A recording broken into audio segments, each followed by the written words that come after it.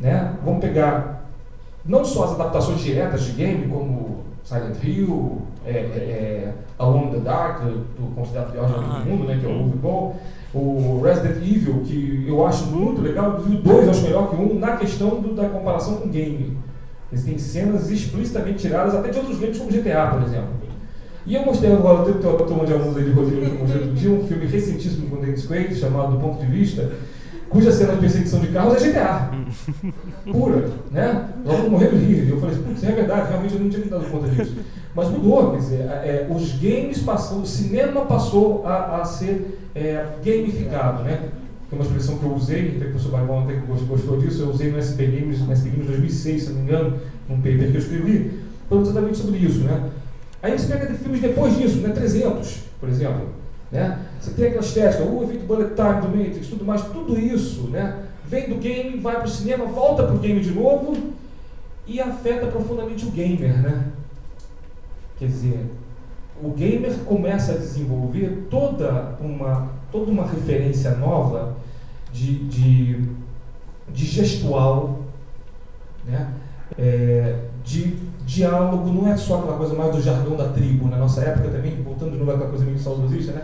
Nessa época tinha uma coisa meio punk, tinha a New Wave e tal, então você tinha aquela coisa de você dar uma roupa específica, ter aquele cabelinho, falar daquele jeito. Hoje em dia talvez nem tanto, hoje em dia tem uma coisa interessantíssima, porque o gamer, ele é mais, ele para mim é a coisa mais intersticial, né? Você não localiza, tirando o Gilberto, como sempre, né, claro, está sempre com um aparelhinho ali na mão, você não localiza os gamers. Gilberto, eu não quero chorar, desculpa, Gilberto. Tudo bem, tudo bem. Meus alunos, eu adoro o Gilberto e quero dar meus parabéns ele para um aluno excelente, mas eu não tiro também. A questão é a seguinte, os gamers geralmente são assim, antigamente o Angeli, né, no Estudante com Banana, ele brincava muito com todas as tribos, né? Então era muito fácil você desenhar a tribo dos punks, a tribo dos carecas, a tribo hoje em dia a tribo dos emos, vamos dizer assim, por exemplo. Desculpa se eu tenho alguém na plateia, mas enfim. Aí é o seguinte, mas a tribo dos gamers, aí você... É mais ou menos o que aconteceu com a gente, antigamente que era chamado de nerd, ou geek, né? Você tem um visualzinho? Tem, mas hoje em dia a gente percebe que não tem mais aquele visual específico, né? Não tem que... A gente pode se vestir bem de vez em quando, né? A gente tem uma coisa assim, né? A Maria é casado aqui, tinha arrumou namorada, casou, quer dizer, é uma coisa nerd. E elas não são nerds. Olha, tá sendo não, elas que são nerds. Eu tô no negócio. A gente tem essa pluralidade hoje. Dizer que o gamer, por exemplo, como pessoa, não se distingue das outras pessoas com marcadores cínicos óbvios, né? Não aquela coisa, tem um cabelo específico, não sei o que tal. Não, talvez pelos apetrechos que ele porte, talvez pelos aparatos que ele tenha. Mas isso cada vez mais está ficando diluído no cotidiano. A gente não distingue mais as pessoas nesse ponto, porque está todo mundo na rua com MP3 player. Está todo mundo na rua com celular, né? É o momento Donna Haraway da humanidade, né? Ela realizou a profecia dela mesmo, a coisa do ciborgue mesmo.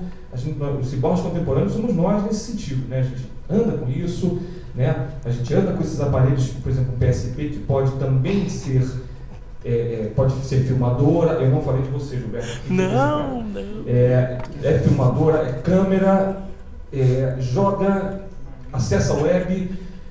E você pode até não ser gamer, você pode até não estar jogando game, né?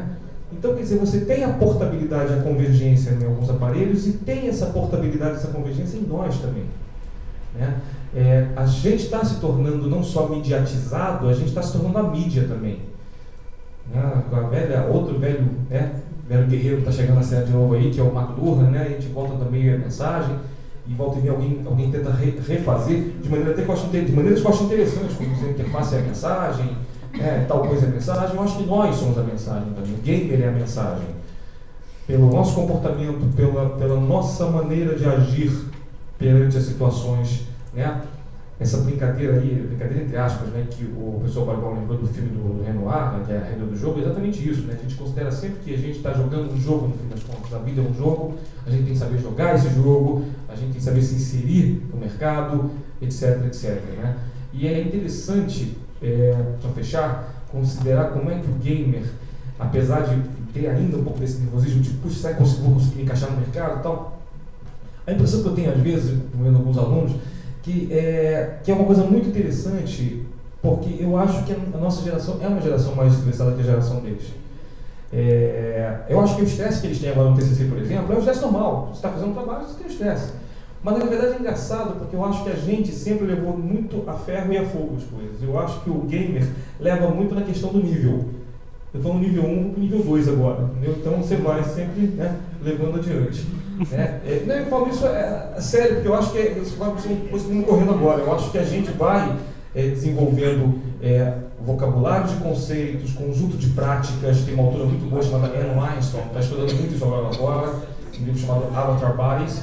Só que ela fala da questão, ela fala de transformar os nossos corpos em avatares, né? No sentido da gente se reconfigurar, e não digo se reconfigurar na maneira de body modification, né? Como as pessoas falam, se reconfigurar mentalmente para a gente se portar diferente numa nova sociedade. Uma sociedade, ela é americana e fala do ponto de vista do americano que, por exemplo, não gosta de se tocar.